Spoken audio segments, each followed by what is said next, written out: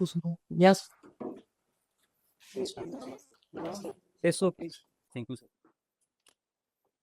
તમારો કોડ સાથે introduction. Sir મારો કોડ છે E058. મેં મારું ગ્રેજ્યુએશન વર્ષ 2022માં LD કોલેજ ઓફ એન્જિનિયરિંગમાંથી સિવિલ એન્જિનિયરિંગ જોડે પૂરું કર્યું છે. ત્યારબાદ મેં સ્પર્ધાત્મક પરીક્ષાની તૈયારી માટે સ્ટીપા જોડે સંકળાયેલો હતો અને મેં જીપીએસસીના કુલ 2 અટેમ્પ્ટ આપ્યા છે.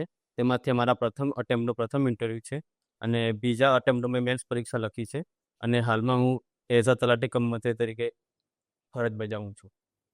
કેટલા વખતથી કઈ જગ્યાએ છો? સર 1 વર્ષથી હું ગ્રામ પંચાયત વાંકલમાં ફરજ બજાવું.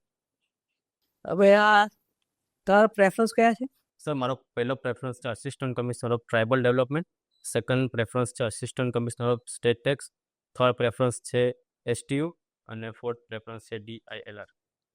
તો બધા તો કે યાર સરકાર માટે તો આ વેચાણ વેરાની આવક કમાવું દીકરો છે એને અગત્યતા આપવી જોઈએ પ્રેફરન્સ.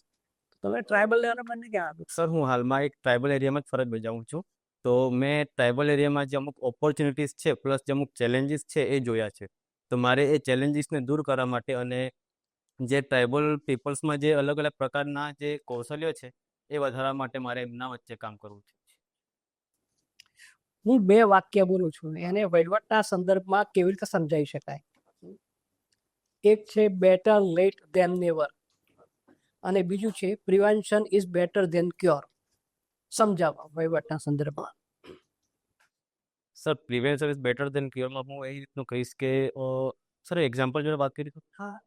સર હાલમાં જે માર્ચ એન્ડિંગ આવે છે તો અમારે વેરા વસૂલાતની જે ગ્રામ પંચાયત મારા જૂથ ગ્રામ પંચાયતમાં 2 ગ્રામ પંચાયત છે તો એક ગ્રામ પંચાયતમાં મારે 80% વસૂલાત છે અને બીજામાં છે 40%. તો સર અમે એ ગ્રામ પંચાયતના શરૂઆતમાં એટલું બધું જે અટેન્શન આપવું જોઈતું હતું એ આપી નહીં શક્યા. તો એના કારણે અમે હાલમાં ત્યાં ખૂબ જ એક પ્રકારનું પ્રેશરમાં છે કે ત્યાં અમારે વસૂલાત કરવાની છે. તો જો સર અમે પહેલાંથી ત્યાં અમે પ્રિવેન્ટિવ રીતે વસૂલાત કરી હોત તો અમારે આજે દબાણનો સહન કરવું ના પડે. Better late than never. Sir અમુક વાર આપણે જે અમુક ડિસિઝન લઈએ છીએ એ જીવનમાં પાછળના તબક્કામાં લઈએ છીએ. તો સર જો આપણે ડિસિઝન લઈએ નહીં તો આપણે કદાચ એ ઓપોર્ચ્યુનિટીથી પાછળ જતા રહીએ. તો આપણે સર એ લેટ થાય પરંતુ આપણે એ ડિસિઝન લેવું જોઈએ. તમારે તલાટી તરીકે શું કામગીરી છે અત્યારે? સર તલાટી કમ મંત્રી તરીકે એક તો વેરા વસૂલાત છે, પછી ડિઝાસ્ટર મેનેજમેન્ટનું કામ પણ તલાટી કમ મંત્રી તરીકે કરવાનું હોય છે. પ્લસ જે અલગ અલગ સરકારની જે સેવાઓ છે એ સામાન્ય પબ્લિક સુધી પહોંચાડવાની હોય છે. કયા વેરા વસૂલો છો તમે? સર એક તો ઘરવેરો હોય છે, એમાં લાઇટ વેરો પણ આવે છે, પાણી વેરો અને સફાઈ વેરો પણ અંદર ઇન્ક્લુડેડ હોય છે. એ તમારું જ્યુરિસ્ડિક્શન કેટલું, કેટલા વિસ્તારનો વેરો તમારે ઉપર આવવાનો? સર ગ્રામ પંચાયત ગ્રામ પંચાયત કયું જે ગામ છે એટલું છે? હા. કયું ગામ છે? વાંકલ. કેટલી વસ્તી છે? સર હાલમાં 2011ની વસ્તી ગણતરી પ્રમાણે 7,000 જેટલી છે, પરંતુ હાલમાં સર લગભગ 15,000 આજુબાજુ હોય છે.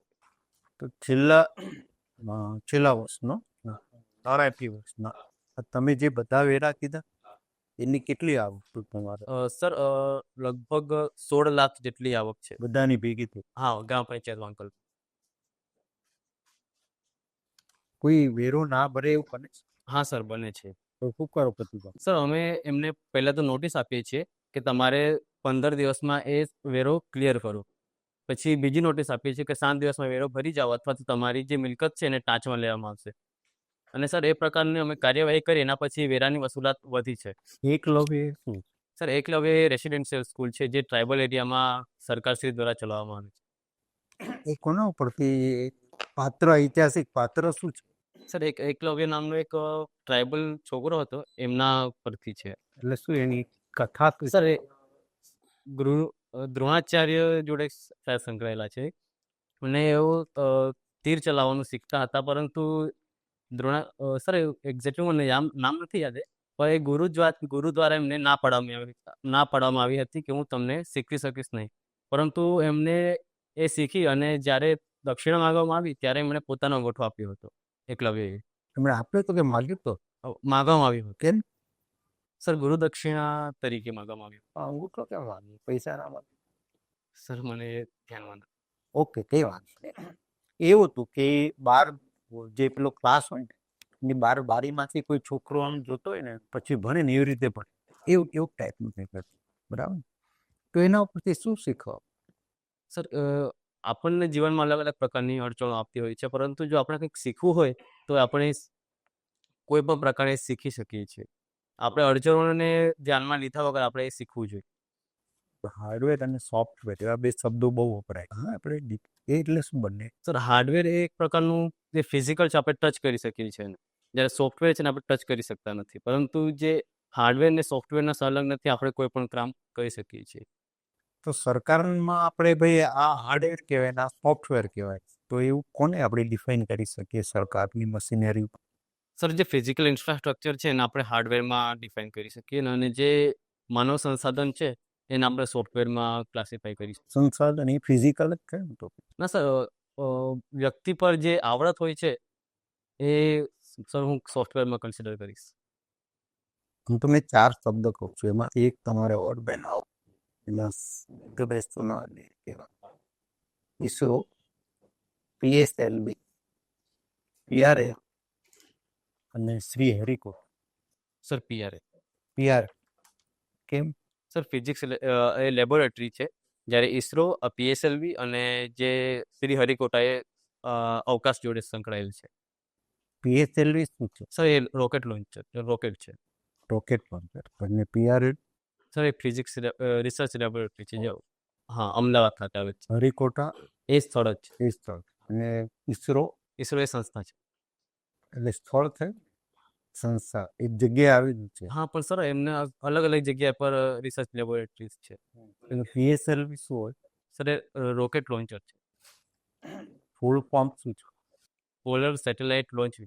એને સ્થળ કહેવાય PSL? ના સર, સ્થળ તો નહીં. પર્સનાલિટી એટલે શું?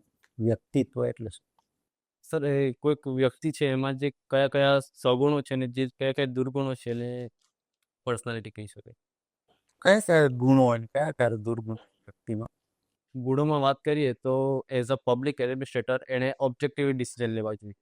પ્લસ કોઈ પણ પ્રકારની પાર્શિયાલિટી ના રાખવી જોઈએ કે આ વ્યક્તિ ગરીબ છે કે આ વ્યક્તિ અમીર છે એ પ્રકારે એને ડિસિઝન ના લેવા જોઈએ. પ્લસ જે અલગ અલગ ફેક્ટ્સ એને સામે રાખવામાં આવે તે પ્રમાણે જ એને ડિસિઝન લેવા જોઈએ.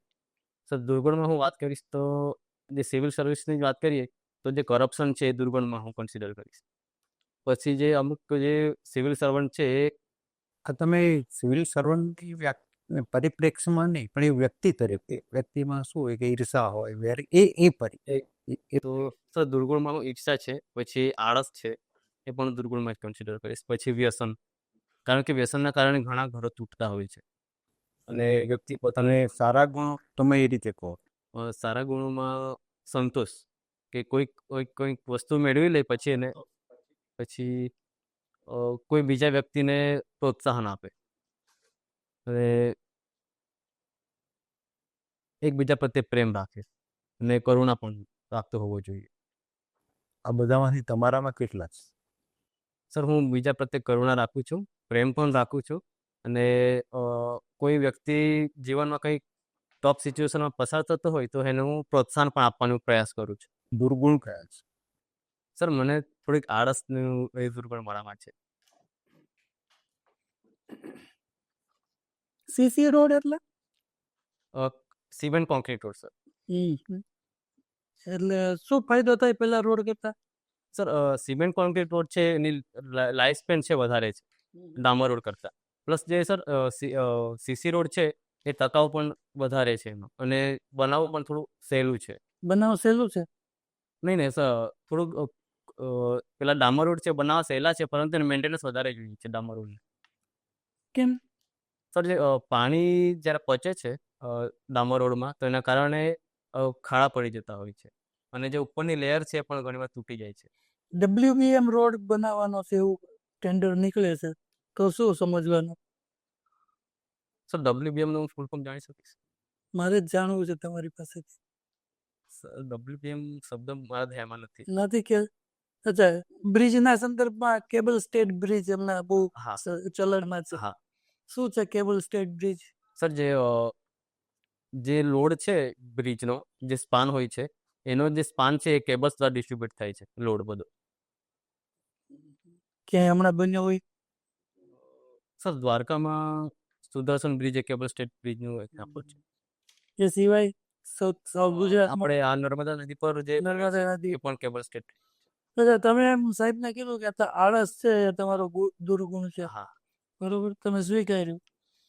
તો તલાટી કમ મંત્રી બધા આળસુ છે ને, ઓફિસમાં હાજર જ નથી રહેતા, ના ના એવી છબી છે, હા સર છબી એવી છે. સર છબી એવી છે, પરંતુ તલાટી તરીકે અલગ અલગ કામો પણ હોય છે. જેમ કે સર હું ચોમાસાની વાત કરું તો જે મારું વાંકલ ગામ છે ત્યાં પૂરની સ્થિતિ હતી. તો અમે લગભગ 3 થી 4 દિવસ સુધી ફિલ્ડમાં જ હતા. અમે કંઈ પંચાયત પર જઈને કંઈ કામ ના કરી શક્યા. તો અમે કર્યું શું એમાં કે જે નોટિસ બોર્ડ છે એના પર અમે નોટિસ લગાવી કે અમે ફિલ્ડમાં છીએ. ઓકે, નો પ્રોબ્લેમ. ચલો, તમે જુદા જુદા કામમાં રોકાયેલા છો. હા. હવે તમે છે ને જે ગામમાં સરપંચ છો ને એ ગામમાં મહિલા સરપંચ છે, હા પણ વહીવટ બધો એના પતિદેવ જ કરે છે, બરોબર. એ જ તમને ઓર્ડર કરે, એ જ તમને એમ કે તલાટી સાહેબ આ કરી નાખો, આટલો પત્રક બનાવી દો, આટલા ગ્રામ સભા બોલાવો. તો શું કરશો તમે? સર પહેલાં તો હું એમનો વિરોધ કરવાનો પ્રયાસ કરીશ કે તમે લોકો દ્વારા ચૂંટાયેલા નથી. સરપંચ પતિની રીતનું કહીશું કે તમે લોકો દ્વારા ચૂંટાયેલા નથી, પરંતુ તમારા પત્ની લોકો દ્વારા ચૂંટાયેલ છે. અને જે મહિલા છે એમને પણ હું અવેર કરવાની ટ્રાય કરીશ કે લોકો દ્વારા તમે ચૂંટાયેલા છો, ના કે તમારા પતિ.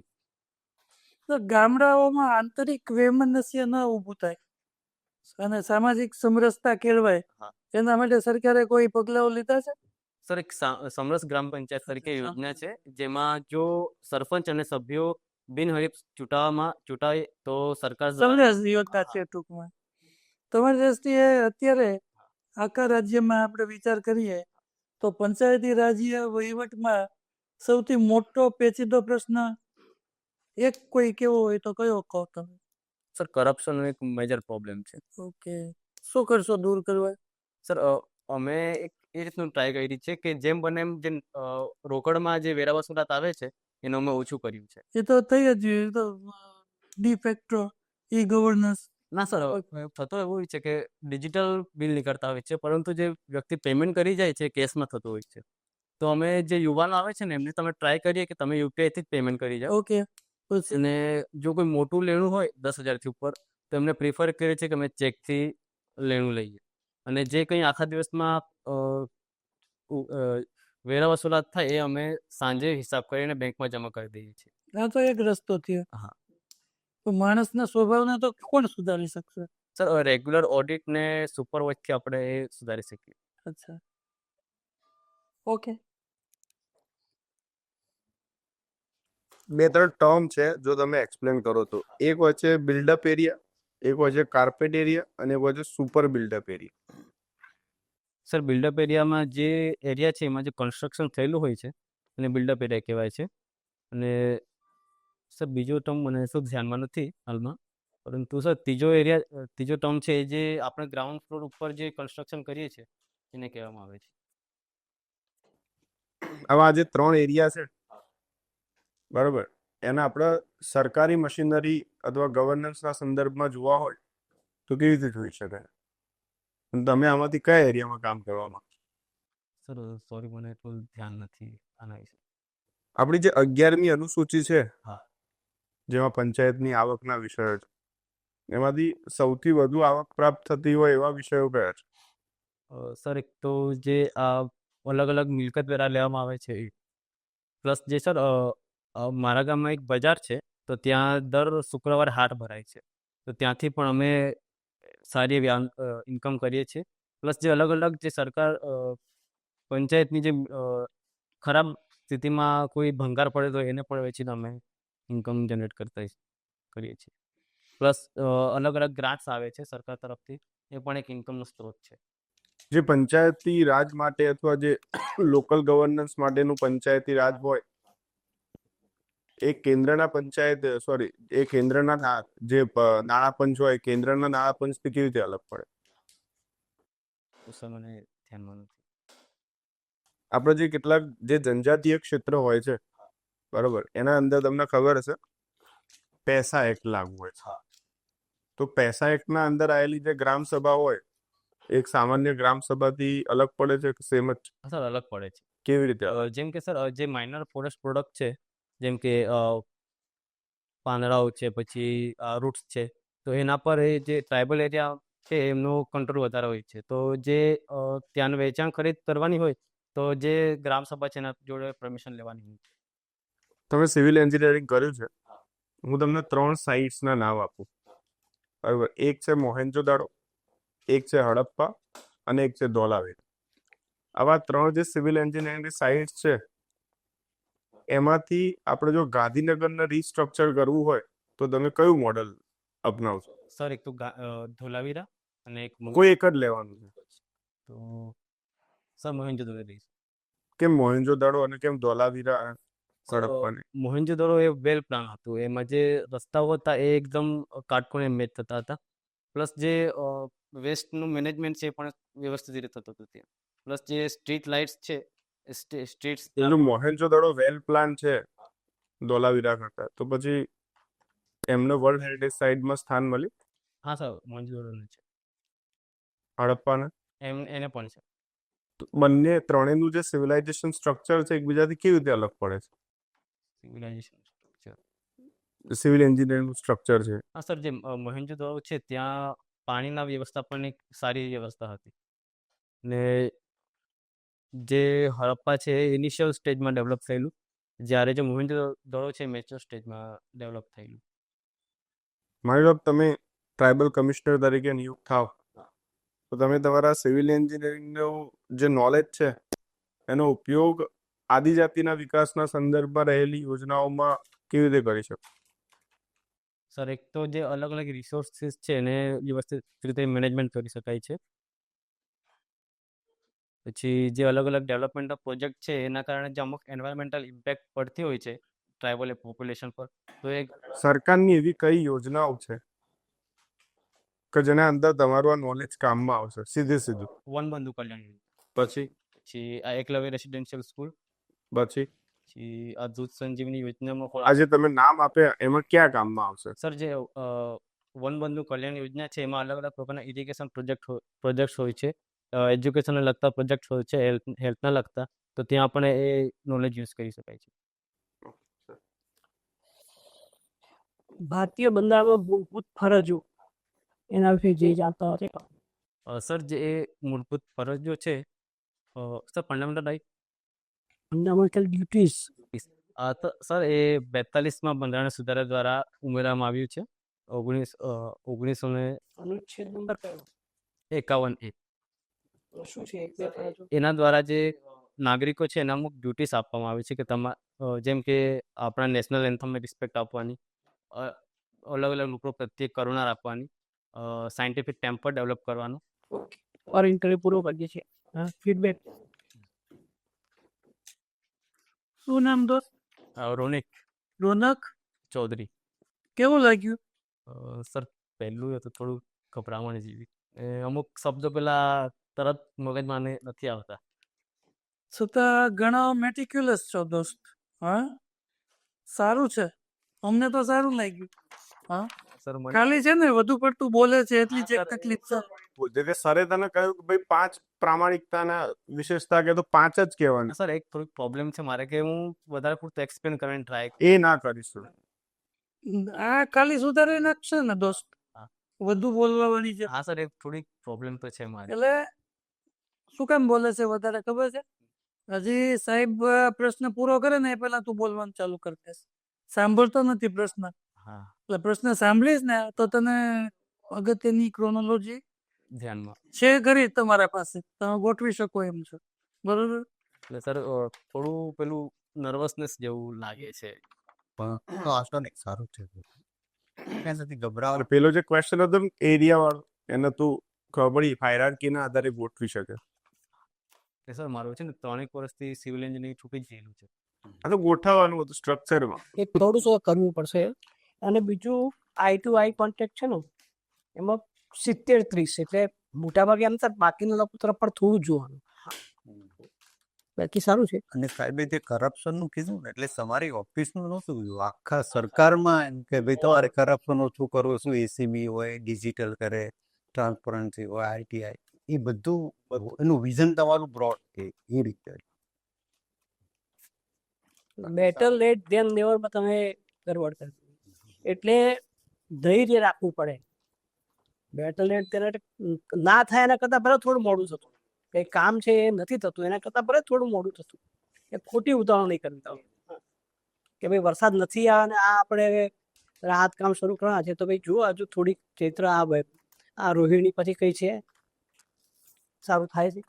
એટલે બેટર લેટ ભલે થોડું મોડું થાય એવી ઉતાવળ નહીં. ધ્યાન નિવારક કદી થાય જ નહીં એવું નહીં. ભલે એક્સિડન્ટ માટે વધારે વપરાય છે બાકી સારું છે.